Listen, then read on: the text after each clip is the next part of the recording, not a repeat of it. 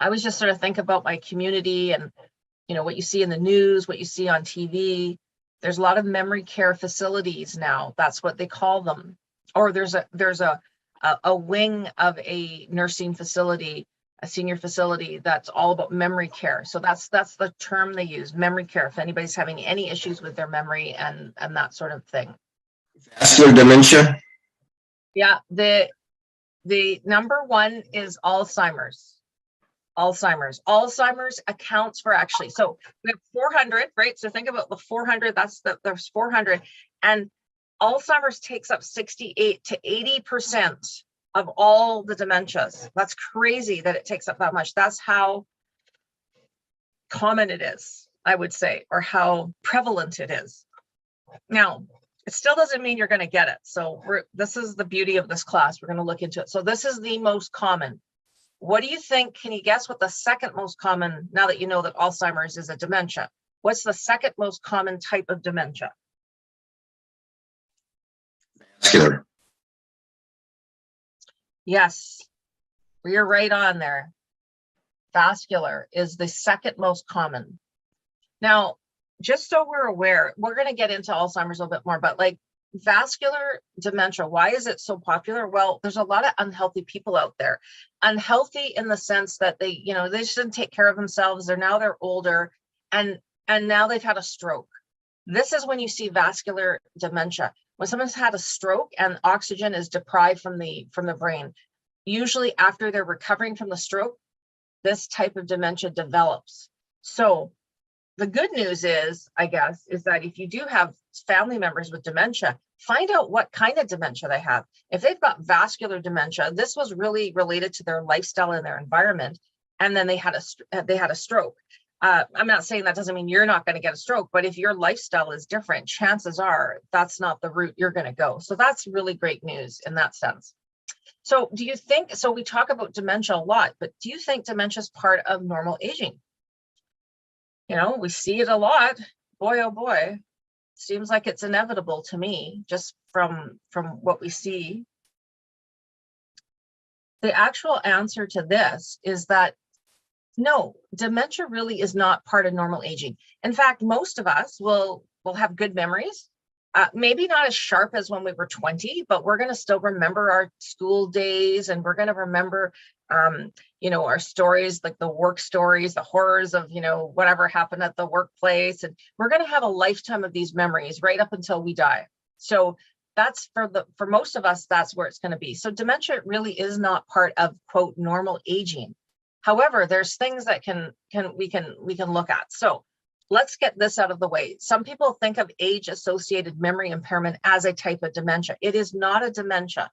Age-associated memory impairment is going to happen to approximately 40% of us once we hit age 65. So once you're age 65, if you make it to 65, you know, some people pass away before that age, but if you make it to age 65, 40% of us are going to have some type of memory loss. So that's when, you know, you realize, you go, oh yeah, my memory's just not the way how it was before. And you know, you might start worrying that you are getting dementia, but that's not necessarily the case. It could just be this age-associated memory impairment. So that's good news to know. This can happen, but really 60% of us still are going to, like my mom, before she died, now my mom died of cancer. So she died way too young. She was 71, but still, thank goodness, you know, she had her wits about her. She remembered everything right up until the very last, you know, last minute kind of thing. And so I was happy for her in that sense. One of the things that in terms of studies that have been done, honestly, they've asked people, would you rather have cancer or dementia? And guess what most people say they'd rather have? Cancer. Nobody wants to get dementia. Nobody wants to start losing their mind. Nobody wants to not recognize their loved ones. We've all seen it in the movies. We've all seen it with others. So when we start to age and there's issues with memory, gosh, we don't want to go down that road. One of the most frequently asked questions that I've gotten as a nurse is regarding Alzheimer's disease, because again, it's so common, it's so popular.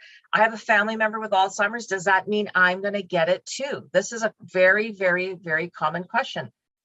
And so the answer to this is, the simple answer is no. That's the simple answer. Alzheimer's disease, and I want you guys to really pay attention here, is what we call sporadic. So when we use this word sporadic, what I mean by that, it means that it doesn't run in families necessarily, but there is a small percentage, about 5%, that have this, what we call inherited familial type of Alzheimer's. And what this means is if you have a mother, a father, a brother or sister, that's it, the direct mother, father, brother, sister that have been diagnosed with Alzheimer's, there is a chance that you end up with the familial type of Alzheimer's. But here's the good news for everybody that's here at this class today with me. Most of us are, I'm sure, are over 50.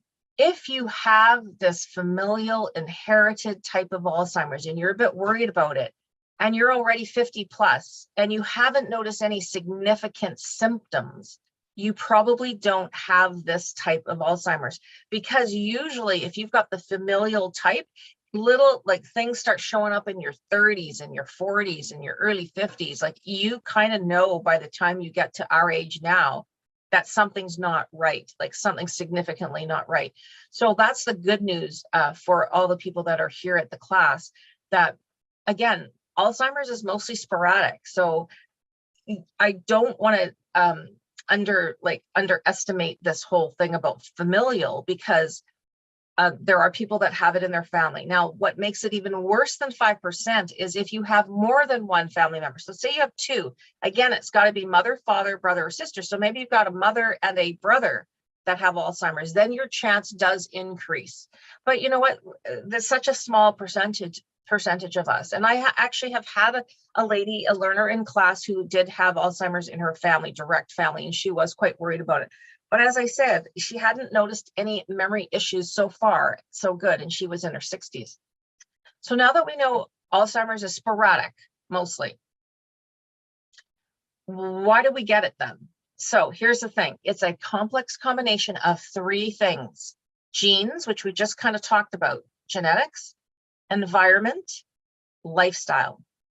Now, when I learned this, when I was studying and putting this class together, and this was the very first class I put together here for GetSetUp, I was quite excited, going, oh my gosh, environment and lifestyle, that means that I have control over this. There's only a small percentage that's the genetic component. So it's a complex combination of these three things. So what can we do